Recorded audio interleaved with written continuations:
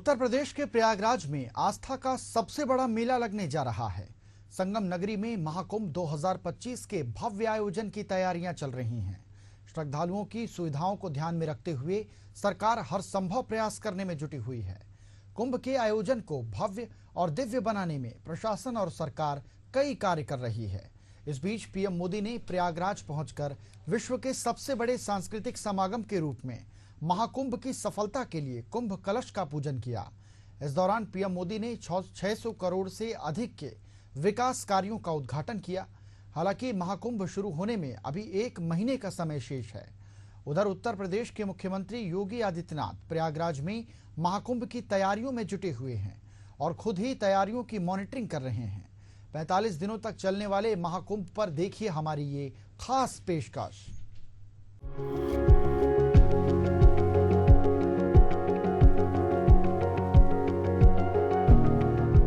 उत्तर प्रदेश के प्रयागराज में महाकुंभ 2025 की तैयारियां जोरों पर हैं। इस बीच पीएम मोदी ने प्रयागराज में महाकुंभ 2025 के लिए विभिन्न परियोजनाओं का उद्घाटन किया, जिसमें प्रयागराज में बुनियादी ढांचे को बढ़ावा देना और निर्बाध कनेक्टिविटी प्रदान करने के लिए 10 नए रोड ओवरब्रिज या फ्लाईओवर, स्थायी घाट और रिवर फ्रंट सड़कें जैसी विभिन्न रेल और सड़क परियोजनाएं शामिल हैं।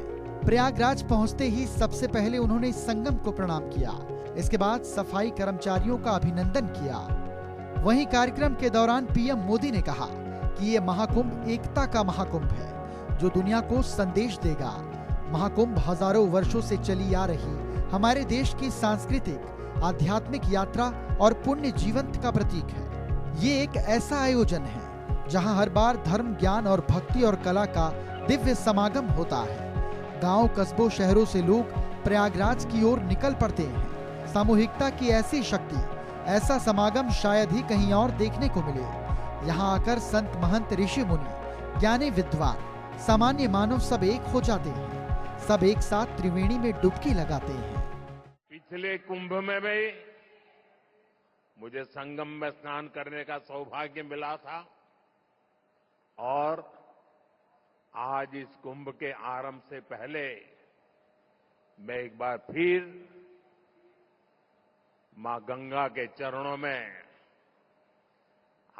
आकर के आशीर्वाद प्राप्त करने का सौभाग्य प्राप्त किया। आज मैंने संगम घाट के लेटे हुए हनुमान जी के दर्शन किए, अक्षय वट वृक्ष का आशीर्वाद भी प्राप्त किया। इन दोनों स्थलों पर श्रद्धालुओं की सहूलियत के लिए हनुमान कॉरिडोर और अक्षय वट कॉरिडोर का निर्माण हो रहा है। मैंने सरस्वती कूप रीडेवलपमेंट प्रोजेक्ट की भी जानकारी ली। आज यहां हजारों करोड़ रुपए के प्रोजेक्ट का लोकार्पण हुआ है। मैं इसके लिए आप सबको बधाई देता हूं। साथियों, महाकुंभ हजारों वर्ष पहले से चली आ रही हमारे देश की सांस्कृतिक, आध्यात्मिक यात्रा का पुण्य और जीवंत प्रतीक है। एक ऐसा आयोजन जहां हर बार धर्म, ज्ञान, भक्ति और कला का दिव्य समागम होता है। हमारे यहां कहा गया है, दश तीर्थ सहस्त्राणि तीस्र कोट्यस्तथा अपराहा सम आगच्छन्ति माध्यातु प्रयागे भरतर्षभ। अर्थात संगम में स्नान से करोड़ों तीर्थ के बराबर पुण्य मिल जाता है। जो व्यक्ति प्रयाग में स्नान करता है वो हर पाप से मुक्त हो जाता है।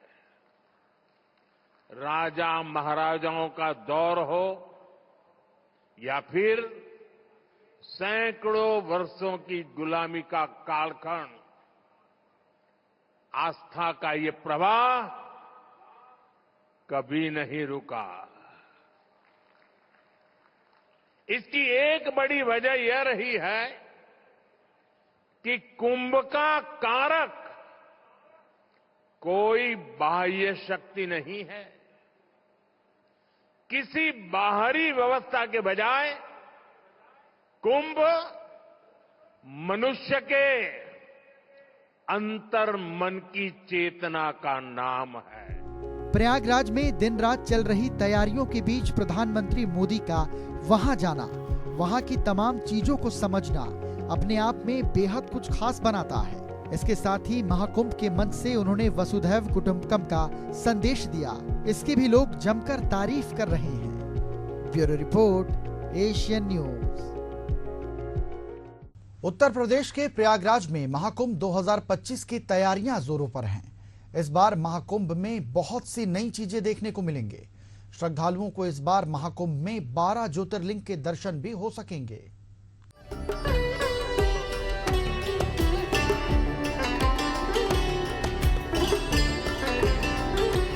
प्रयागराज महाकुंभ में इस बार श्रद्धालुओं को 12 ज्योतिर्लिंग के दर्शन वो कर सकेंगे। दरअसल नगर निगम की तरफ से नैनी में शिवालय पार्क बनाया जा रहा है।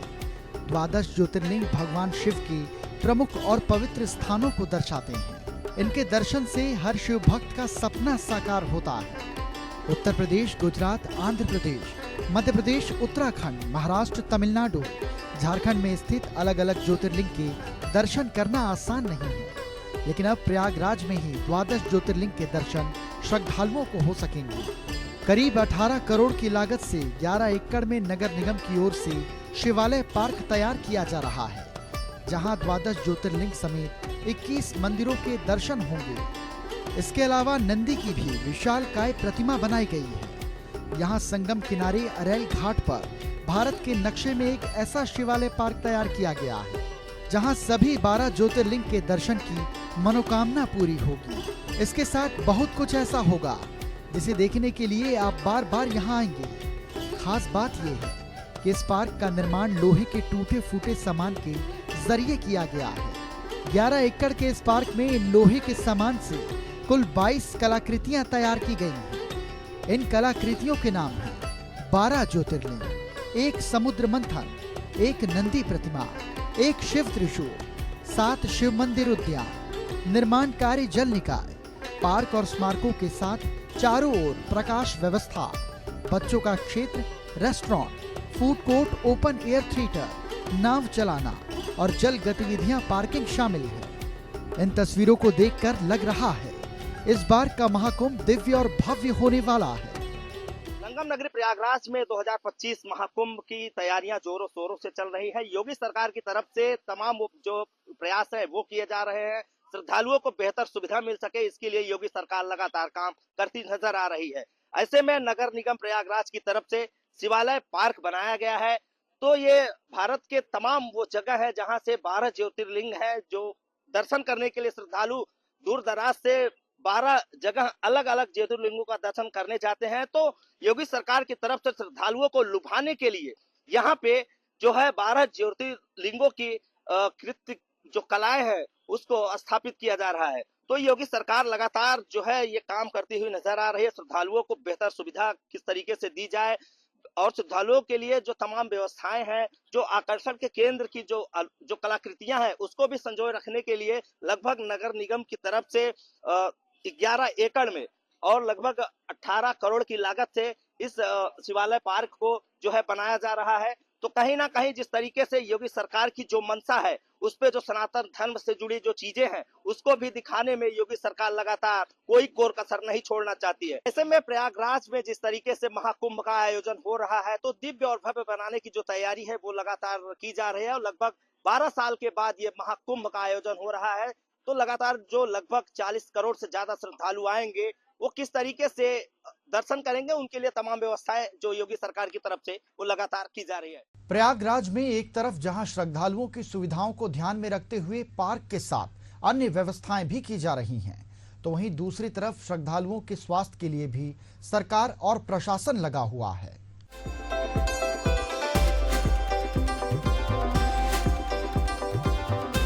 संगम नगरी प्रयागराज में विश्व का सबसे बड़ा ऐतिहासिक मेला लगने जा रहा है।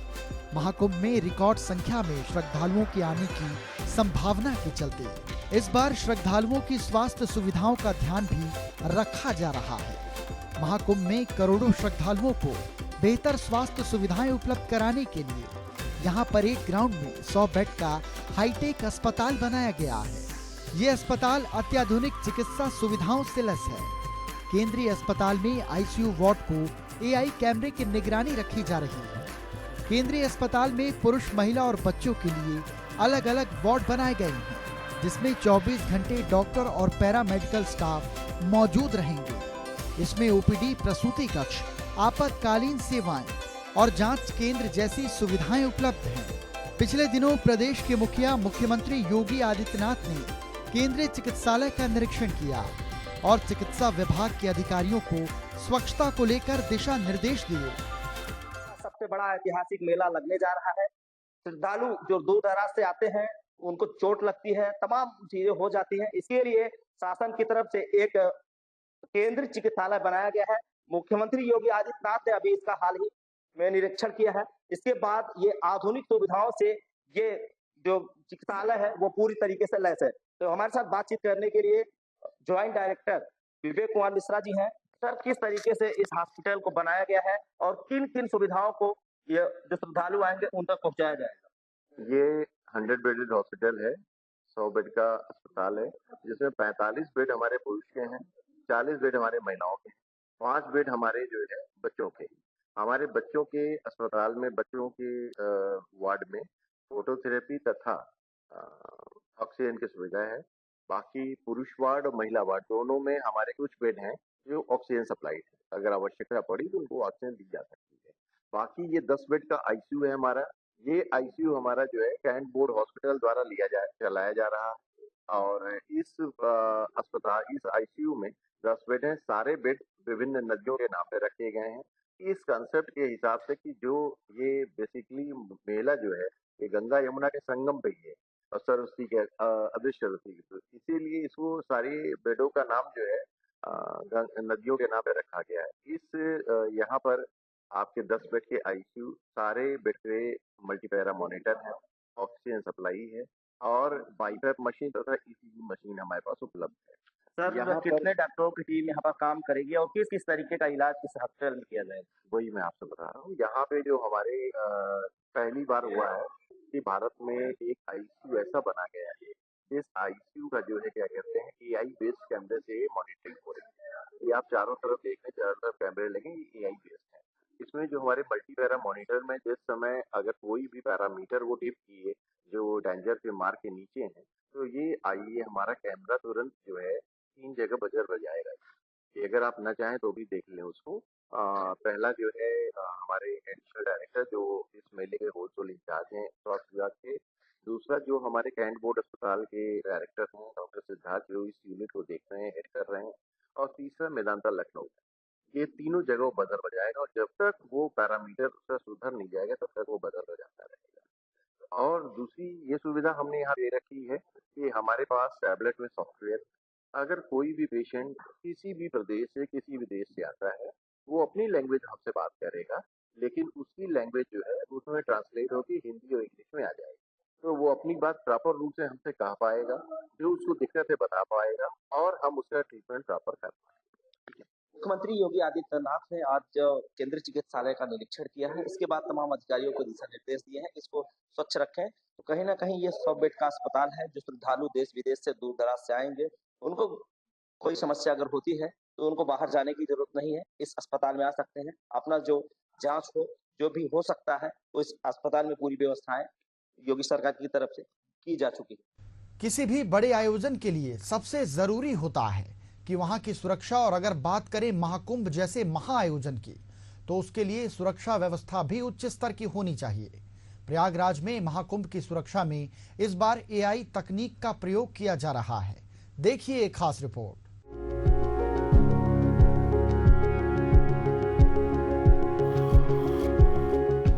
महाकुंभ 2025 को सुरक्षित और व्यवस्थित बनाने के लिए पहली बार आर्टिफिशियल इंटेलिजेंस पर आधारित 2700 सीसीटीवी की मदद से सुरक्षा प्रणाली को और अधिक मजबूत किया गया। एआई सिस्टम भीड़ की स्थिति का विश्लेषण कर पुलिस को सतर्क करते रहेगा, जिससे किसी भी अप्रिय घटना को रोका जा सके। एआई तकनीक से भीड़ भाड़ वाले हॉटस्पॉट क्षेत्र चिन्हांकित किए जाएंगे। एआई सर्विलांस सिस्टम को भीड़ को 3 स्तरों में विभाजित कर पुलिस को स्थिति की जानकारी देगा, जिससे सही समय पर प्रभावी कदम उठाए जा सके। आर्टिफिशियल इंटेलिजेंस के जरिए महाकुंभ 2025 की भीड़ का प्रबंधन किया जाएगा। इसके साथ ही संदिग्ध व्यक्तियों की निगरानी और किसी भी आपात स्थिति में त्वरित प्रतिक्रिया देने में ये एआई तकनीक मददगार साबित होगी। प्रयागराज पुलिस इस पहल के माध्यम से श्रद्धालुओं के लिए एक सुरक्षित और व्यवस्थित वातावरण सुनिश्चित करने के लिए प्रतिबद्ध है। इसके अलावा एआई तकनीक के माध्यम से ही मेला प्रशासन की ओर से मेला क्षेत्र के बाहर बने पार्किंग की निगरानी की जाएगी और बाहर से आने वाले वाहनों को व्यवस्थित रूप से खड़ा कराया जाएगा, जिससे जाम जैसी परेशानी से निजात मिल सके। संपूर्ण कुंभ महाकुंभ को डिजिटल बनाने की योजना बनाई गई है। इसमें एआई एक भाग है जो कि पूरे सिटी एरिया में और मेले क्षेत्र में जितने भी कैमरे लगे हुए हैं सीसीटीवी, उसमें से काफ़ी सारे एआई से लैस हैं। उनकी जो भी फीड आ रही है कैमरों से हम ICCC में देखेंगे और एआई के माध्यम से हमें अलर्ट्स मिलेंगे। उसमें crowd density, crowd movement, barricade jumping, fire and smoke alerts, इस तरह के कई सारे हैं। नंबर रिकग्निशन की भी ANPR का भी फैसिलिटी है। इन सब को यूज़ करते हुए हम जो भी हमारे प्रॉब्लम एरियाज़ हैं उनको समय से पहले ही उनका निदान कर देंगे। आर्टिफिशियल इंटेलिजेंस कैमरे की मदद से पूरे महाकुंभ की निगरानी की जा रही है। कैमरा पर्सन से कहूंगा, ये वही टीम है जिस तरीके से ये एआई का पूरा सिस्टम है और इसी एआई के जरिए पूरे मेले का जो है कैमरों की मदद से निगरानी की जा रही है। किस तरीके से कितने श्रद्धालु आएंगे, उनकी गतिविधियों पर लगातार प्रशासन की नजर रहेगी। तो प्रयागराज में जब भी कुंभ या महाकुंभ का आयोजन होता है तो बड़ी संख्या में श्रद्धालु आस्था की डुबकी लगाते हैं। हालांकि अब तक इनकी संख्या को काउंट करने की कोई सटीक तकनीक नहीं थी। हालांकि इस बार योगी सरकार एआई कैमरों के साथ कई अन्य तकनीकों का सहारा ले रही है ताकि महाकुंभ में आने वाले एक श्रद्धालुओं की गिनती जो है वो किया जा सके। इतनी बड़ी संख्या में आने वाले श्रद्धालुओं की संख्या का सही आकलन किया जा सके, इसके लिए योगी सरकार तकनीक के माध्यम से एक श्रद्धालुओं का हेडकाउंट करने जा रही है। यह महाकुंभ ही नहीं बल्कि जिस तरीके से मेला प्रशासन एआई तकनीक के साथ कई अन्य विधियों के जरिए इस उपलब्धि को हासिल करने का प्रयास कर रही है, तो जिस तरीके से जो तमाम तकनीकी व्यवस्थाएं हैं उसका भी उपयोग योगी सरकार की तरफ से किया जा रहा है। एक और जहां महाकुंभ 2025 श्रद्धालुओं की संख्या का एक नया रिकॉर्ड स्थापित करने जा रहा है, एक नया कीर्तिमान स्थापित करने जा रहा है, तो वहीं योगी सरकार मॉडर्न टेक्नोलॉजी की मदद से दुनिया का सबसे बड़ा हेडकाउंट कर एक नया इतिहास बनाने की जो कोशिश है वो कर रहे हैं। ऐसा अनुमान लगाया जा रहा है इस बार महाकुंभ में 40 से 50 करोड़ के बीच श्रद्धालु गंगा, यमुना और सरस्वती के त्रिवेणी संगम में जो पावन डुबकी है वो लगाएंगे। इसके बाद महाकुंभ के आयोजन में प्रबंधन में पहली बार आर्टिफिशियल इंटेलिजेंस का एकीकरण होगा। इसके माध्यम से तमाम जो श्रद्धालु आएंगे उनकी निगरानी की जाएगी। तो कहीं ना कहीं जिस तरीके से उत्तर प्रदेश के मुख्यमंत्री लगातार ये प्रयास कर रहे हैं कि जो श्रद्धालु, लगभग ये आकलन किया जा रहा था कि 40 से 50 करोड़ श्रद्धालु आएंगे, उनको किसी भी प्रकार की कोई समस्या ना हो, इसके लिए हर संभव प्रयास किए जा रहे हैं। बात सुरक्षा की हो रही है तो फायर सेफ्टी को लेकर भी इस बार प्रयागराज महाकुंभ के महाआयोजन में विशेष तैयारी की गई है। अग्निशमन विभाग इस बार और भी आधुनिक तरीके से अपनी तैयारियों में लगा हुआ है। संगम नगरी प्रयागराज की रेती पर हमारा कर्तव्य और जीरो फायर थीम पर अग्निशमन विभाग भी महाकुंभ में कार्य कर रहा है। आग से निपटने के लिए महाकुंभ 2025 में इंस्ट्रूमेंटों के साथ फायर विभाग के कर्मचारी तैनात हो गए हैं। महाकुंभ में सबसे बड़ी जिम्मेदारी फायर विभाग की होती है, क्योंकि महाकुंभ में तंबुओं का एक शहर बसाया जाता है। अग्निशमन विभाग महाकुंभ को लेकर अपनी कमर कस ली गई है। अग्निशमन विभाग के डिप्टी डायरेक्टर अमन शर्मा का कहना है कि इस बार के महाकुंभ में हम लोग फायर वोट का इस्तेमाल करेंगे, क्योंकि कुंभ में भीड़ अधिक होने की वजह से पुल से गाड़ी ले जाना थोड़ा मुश्किल होता है। अब हम लोग फायर वोट के जरिए जल्दी पहुंच सकेंगे और लगी आग पर काबू भी पा सकेंगे। आग बुझाने के लिए रोबोट के साथ एटीवी का भी इस्तेमाल किया जाएगा, जिससे 30 फीट से अधिक ऊंचाई से पानी का छिड़काव कर आग बुझाई जा सकेगी। कुंभ मेला का विस्तार बढ़ने से अग्निशमन सेवा के स्टेशनों का भी विस्तार हो गया है और हम जहां पूर्व के कुंभ में 49 फायर स्टेशन से युक्त थे, अब हम लोग जो है 53 फायर स्टेशन और 26 फायर चौकियों को स्थापित कर रहे हैं। कुंभ मेला में आने वाले श्रद्धालुओं और के लिए व्यवस्थाएं जो वर्तमान में बनाई जा रही हैं, उनका इलेक्ट्रिकल सेफ्टी का ऑडिट, टेंटों का और उनका जो है अग्नि निरोधन के दृष्टिकोण से पर्याप्त निकास मार्ग इत्यादि की उपलब्धता आदि का इंस्पेक्शन स्पेशल टीम्स कर रही हैं। इसके अलावा जो है अग्निशमन सेवा को जलकल विभाग लगभग 7000 से अधिक फायर हाइड्रेंट उपलब्ध करा रहा है। अग्निशमन सेवा के द्वारा पूरे मेला में नवीनतम उपकरणों का प्रयोग किया जाएगा, जिसमें कि ऑल टेरेन व्हीकल जो समस्त प्रकार के भूस्तर पर चलने के लिए योग्य है, चाहे वह सैंडी हो, चाहे वह स्लशी हो या किसी प्रकार का मडी हो, तो वो सभी प्रकार के व्यवस्थाओं तक जो है अग्निशमन सेवा पहुंचेगी। संगम नगरी प्रयागराज में 2025 में आयोजित होने वाले महाकुंभ की तैयारियां दिन रात चल रही हैं। ऐसे में 13 दिसंबर को प्रधानमंत्री नरेंद्र मोदी का आगमन है। उसके पहले ही तमाम जो व्यवस्थाएं हैं, जो तैयारियां हैं योगी सरकार की तरफ से, वो पूरी की जा चुकी है। तो ऐसे में आग की घटनाओं से निपटने के लिए अग्निशमन विभाग भी पूरी तैयारी कर चुका है। अग्निशमन विभाग लगभग इस पूरे संगम क्षेत्र में 53 फायर स्टेशन जो है वो बनाया है। इसके अलावा 26 ऐसी चौकियां फायर स्टेशन की जो स्थापित कर चुका है। और तमाम ये देखिए, ये टीवी, ये वो बाइक है जो हर स्थितियों परिस्थितियों में महाकुंभ के हर कोने में पहुंच सकती है। जो आग लगेगी तो कैसे उसको जो है बुझाया जाएगा, ये तमाम प्रयास जो है अग्निशमन की तरफ से किए गए हैं। और अग्निशमन के साथ जिस तरीके से उनकी जो बाइक की व्यवस्थाएं हैं वो की जा रही है, तो जो श्रद्धालु आते हैं, काफी ठंड का मौसम होता है, तो ऐसे में जो कल्पवासी रहते हैं अपने तंबुओं में आग की भी व्यवस्था करते हैं, आग भी जलाते हैं, तो ठंडी को भगाने के लिए आग का भी इस्तेमाल लगातार करते नजर आते हैं। इसके लिए अग्निशमन विभाग पूरी तरीके से अलर्ट मोड पर है। महाकुंभ हो या कुंभ, तीर्थराज प्रयाग के संगम तट में स्नान करने से पुण्य प्राप्त करने वाला हर श्रद्धालु स्नान के बाद बड़े हनुमान जी के दर्शन अवश्य करना चाहता है। लेटे हुए अवस्था में इस विराट विग्रह की महिमा इतनी है कि तीर्थराज प्रयाग का कोतवाल भी इन्हें कहा जाता है। विश्व प्रसिद्ध इस हनुमान मंदिर के वर्तमान महंत संत बलबीर गिरी एक ऊर्जावान और विद्वान साधु हैं। एशियन न्यूज की टीम ने उनसे खास बातचीत की है। दिव्य और भव्य कुंभ में आप सभी का स्वागत है। मैं हूं संजय पांडे और इस वक्त हमारी मौजूदगी है प्रयागराज के महाकुंभ मेले के प्राधिकरण में, जहां पे हमारे साथ बातचीत करने के लिए हनुमान जी मंदिर यानी कि लेटे हुए हनुमान जी के महंत बलबीर गिरी जी मौजूद हैं। उससे हम बातचीत करेंगे और जानने की कोशिश करेंगे कि इस बार क्या कुछ बहुत सहयोग बन रहा है और क्या कुछ महत्वपूर्ण है इस कुंभ में। देखिए, कुंभ अपने आप में संयोग है। इस पावन धरा में रहना कितने सौभाग्य की बात है, जहाँ के लिए कहा गया त्रिवेणी माधवम सोमम भरद्वाजम च वासुकिम वंदे अक्षयवटम शेषम प्रयागम तीर्थ नायकम। ये तीर्थों के नायक हैं। भारतवर्ष में जितने भी तीर्थ कहे गए, उन तीर्थों में तीर्थराज की संज्ञा केवल प्रयागराज को दी गई है। 4 स्थानों पर यज्ञ ये महाकुंभ पढ़ते हैं, कुंभ पढ़ते हैं, लेकिन प्रयागराज को तीर्थ नायक कहा गया। इस पावन धरा में इतना सुंदर तरीके से अब जो कार्य शुरू हो चुका है, क्योंकि अभी हम समझते हैं कि 20 दिन और तकरीबन लगेंगे और 5-6 जनवरी तक पूर्ण रूप से, जैसे लोगों को चाह है, क्योंकि लोग चाहते हैं एक बार में सब कुछ हो जाए, पर धीरे धीरे सने सने कहते हैं भिने भिने मुंडे मुंडे भिने भिने, ऐसा ही कार्य जो है धीरे धीरे अपने स्तर को जा रहा है। मैं वर्तमान समय को ये समझता हूँ, एक तो महाकुंभ की पवित्रता को, स्वच्छता को, जो एक स्लोगन चल रहा है दिव्य भव्य कुंभ का, उसका हम प्रारूप देख सकते हैं वर्तमान समय में। इस पावन धरा में जिस तरीके से प्रशासनिक द्वारा कार्य किया जा रहा है, ये अतुलनीय है। रही विषय आध्यात्मिकता की, आध्यात्म का तो ये सागर है।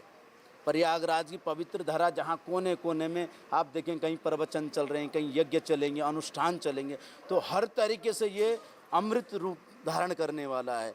वचनों के द्वारा, यज्ञों के द्वारा और माँ भगवती का त्रिवेणी संगम तो है ही है, जो हमें स्नान करके जो जल हमारे शरीर से गुजरेगा कहीं न कहीं अमृत यापन स्वरूप में वो हमारे शरीर से जाने वाला, हम सभी के लिए बड़ा भव्य और दिव्य ये कुंभ रहने वाला है। कल प्रधानमंत्री जी आ रहे हैं हनुमान कॉरिडोर का उद्घाटन करने और आप उसके महंत हैं, तो कैसा लग रहा है, क्या कुछ स्थिति बन रही है और आप क्या सोच रहे हैं इस पूरे उद्घाटन को लेकर, कितना खुशी है? देखिए, सबसे बड़ी बात ये होती है कि जिस मंदिर में हम रहते हैं ना, कोई भी महंत हो या कोई भी साधु किसी स्थान पर रहते हैं और वहाँ भक्त अगर अपना दुख व्यथा आपको सुनाते हैं और आप रोज़ उसको सुनते हैं और कोई उसका निराकरण करने वाले आए, तो वर्तमान समय में जो यहाँ का निराकरण जो रूप देने वाले हैं हमारे यशस्वी मुख्यमंत्री योगी आदित्यनाथ जी हैं, जिनका भरपूर प्रयास, यहाँ का प्रशासनिक तंत्र बहुत सुदृढ़ रहा है और इन सब का समन्वय होने से आज वर्तमान भारत के प्रधानमंत्री यशस्वी भाई नरेंद्र मोदी जी पधार रहे हैं, तो हम तो